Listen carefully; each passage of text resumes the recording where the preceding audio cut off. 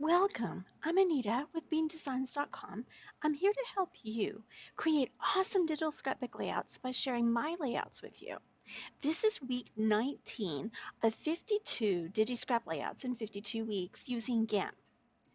I am using GIMP version 2.10.18, which is the most recent at the filming of this video. This week's layout is the completion of the two-page spread I started last week. Here's last week's. And this is going to be the one we're doing for this week. To get started, I opened a new image with the guides along the perimeter of the layout to assist in the placement of my layout within the printable areas. Check out my guides tutorial video here on my channel to see the complete explanation of guides and their uses. These guides are 150 pixels within the outside perimeter, allowing me a 1/2 inch edge.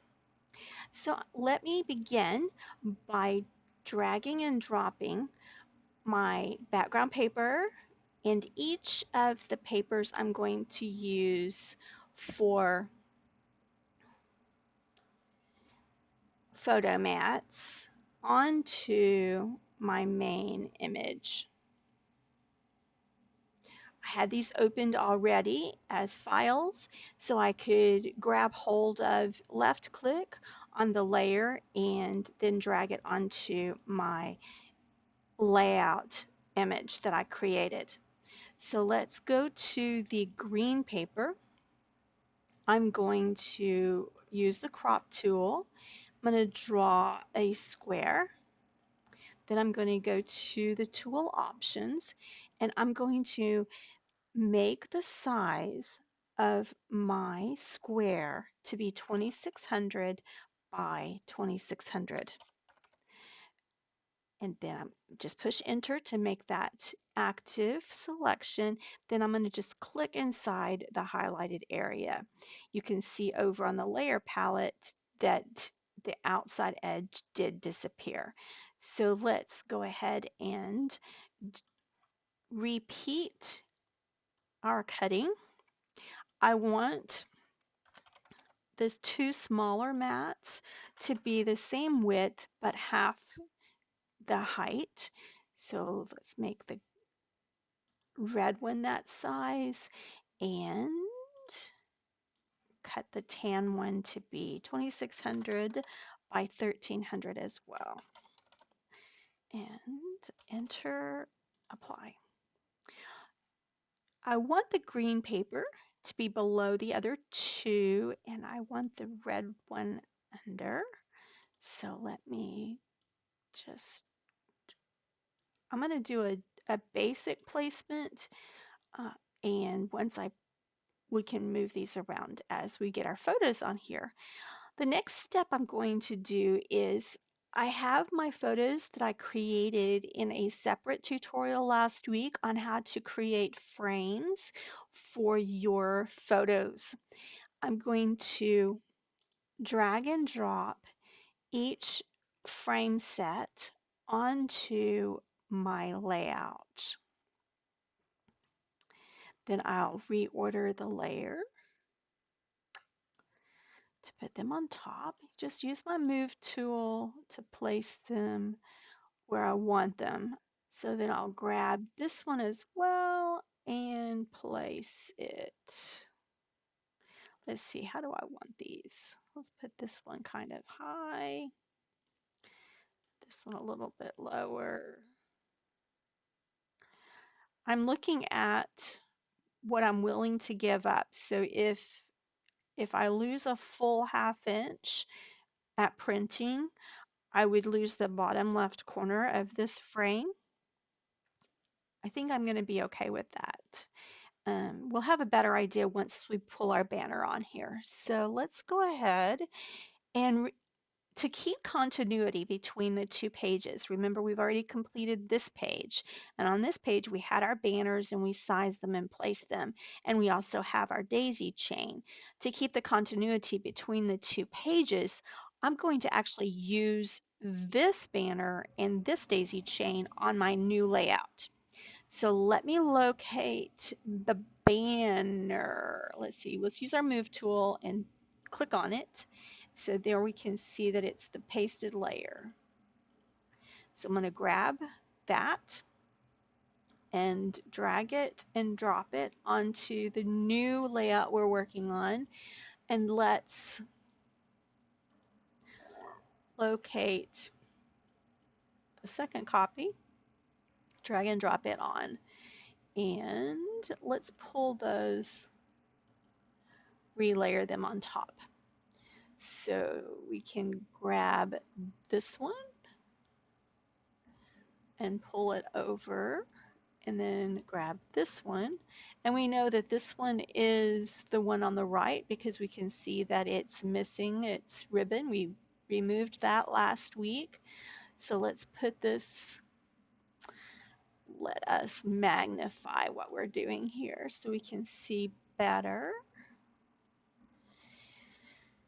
And use the move tool and we place that string underneath the bow. So let's zoom out again and take a look at the overall look. Are we okay with our banner being here on top of the photo? Or what are we missing underneath the banner? Are we willing to raise the banner and go into potentially waste area? So these are things that we would have to think through. Honestly, I feel like that, well, I want to leave the banner where it is because when we look at this one, we're going to go banner, banner, and then we look over to the next page, it'll be banner, banner. So let's leave it like that. And maybe we could pull this down just a little bit. Okay, let's do that. So we have our green paper. I want the green paper so I can see a little bit down here, here, and here. And these look pretty good. So how about we go to typing some title here. So let's use crispy bacon.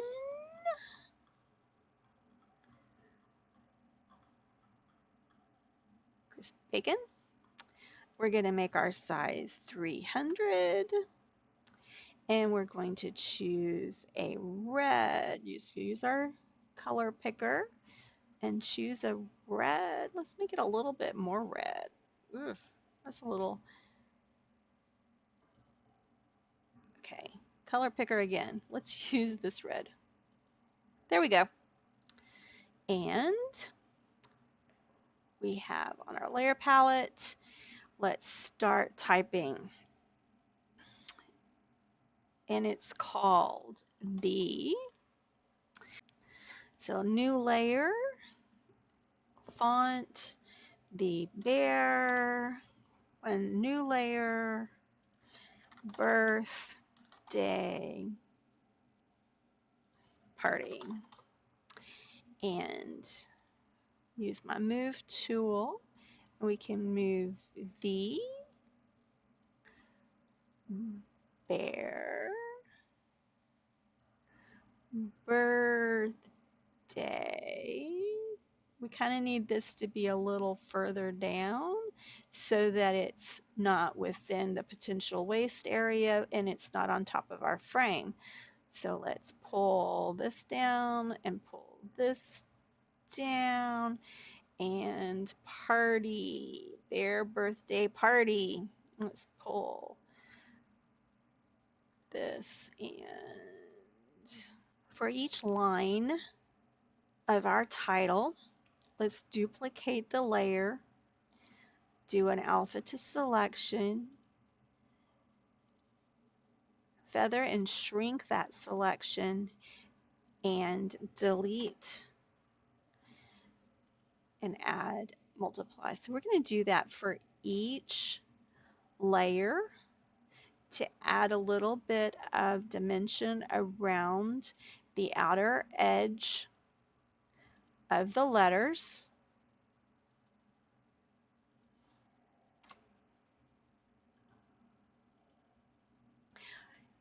And we'll also go in and add a, let's select none. We'll also go in and add a shadow to each layer.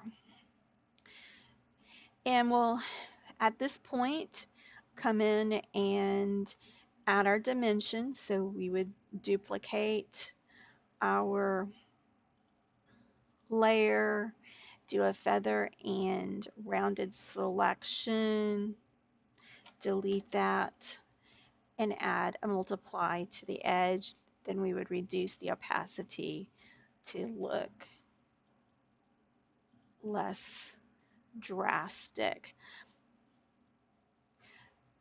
So like I said, we would go in and do all of the dimensions, add shadows, and we would have a completed page that would match our page from last week.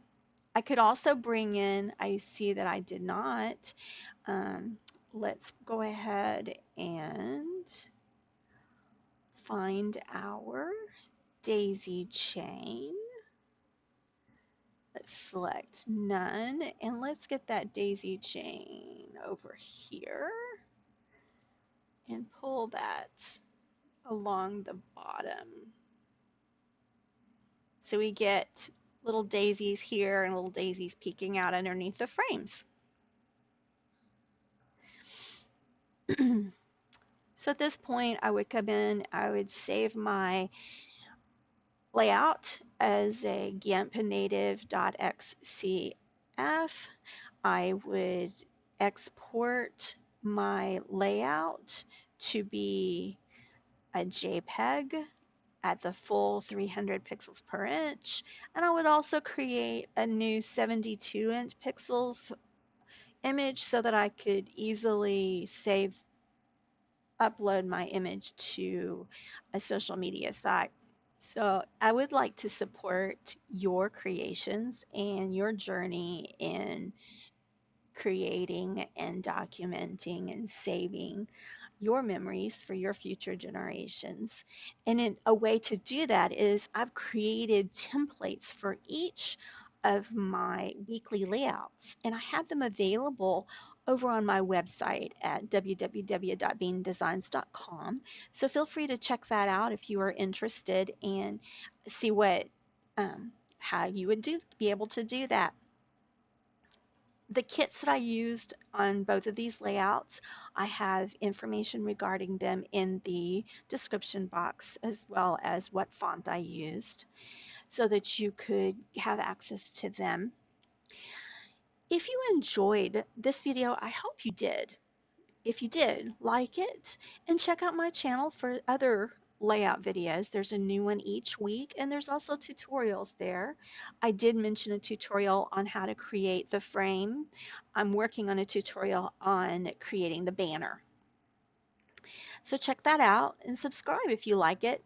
Click the bell so that you can be notified when a new video is released. And I encourage you to keep on preserving memories for your future generations through your digital scrapbooking. Bye bye until next week.